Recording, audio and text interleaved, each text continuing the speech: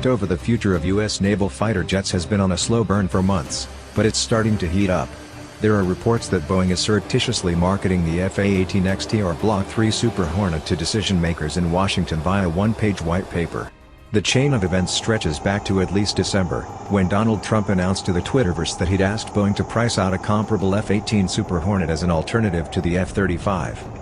The notion of a Super Hornet alternative to the F-35 Alpha or Bravo models for the Air Force and Marines respectively was promptly squashed, but Defense Secretary Mattis ordered a review of current plans for acquiring the F-35C carrier variant. The Pentagon's thinking about how much they're willing to pay for the extra capabilities afforded by the F-35C, and how many aircraft they need for the kinds of missions only an F-35 can do. I can't find the white paper online, but as reported, it suggests the USN could save $8 billion in procurement costs by reducing the number of F-35Cs and making up the numbers with Block 3 Super Hornets. Based on their cost estimates, $79 million for an XT or $120 million for an F-35C, that works out to a reduction from 340 to fewer than 150 F-35Cs. It's worth noting that even the most ambitious plans for the F-35C don't include replacing all the Navy's fighters. Each carrier air wing optimally includes 4 tactical fighter squadrons, currently 1 squadron of Legacy Hornets and 3 of Super Hornets. The JSFs are initially intended to replace the Legacy Hornets by 2028 and, under current plans, a second carrier squadron will be replaced with F-35Cs by 2033. The white paper appears to suggest capping F-35C numbers at just 1 squadron per CVW, plus spare and training aircraft, for a total of about 140 aircraft. It's not an altogether terrible idea. Canceling the F-35C completely, which has been mooted from time to time, makes little sense. For airstrikes on terrorists in Iraq, Syria, older platforms are more than sufficient. But in a high-end war, the F-35 stealth and situational awareness could make it an invaluable addition to the CVW, especially in the first days of the war. And, despite President Trump's comments to the contrary, making an aircraft stealthy isn't as simple as putting a stealth component onto it. The F/A-18XT looks essentially the same as the advanced Super Hornet demonstrator tested in 2013. It features conformal fuel tanks, improved sensors, new cockpit avionics and compatibility with the EA-18G Growler's jamming pods. But the XT appears to exclude the earlier demonstrator's stealthy enclosed weapons pod.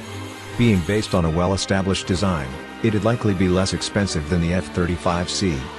The latest low-rate F-35 production contract, LRIP-10, includes 2 F-35Cs at a flyaway cost of $121.8 million each.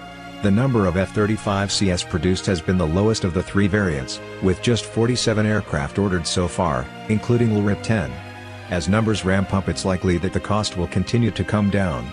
Historical Super Hornet and Growler deliveries have had a flyaway cost of about $70 million each, but that's based on high production rates. The F/A-18XT will be more expensive, but by how much is unclear. If Boeing can deliver the F/A-18XT at $80 million and the F-35C price drops to $100 million, the USN will have to decide if the F-35C's capability is worth the extra $20 million unit price.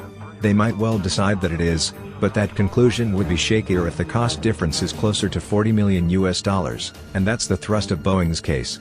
The F-35's operating costs will be higher than the Super Hornets, due in part to its special stealth coating, but also its generally greater complexity.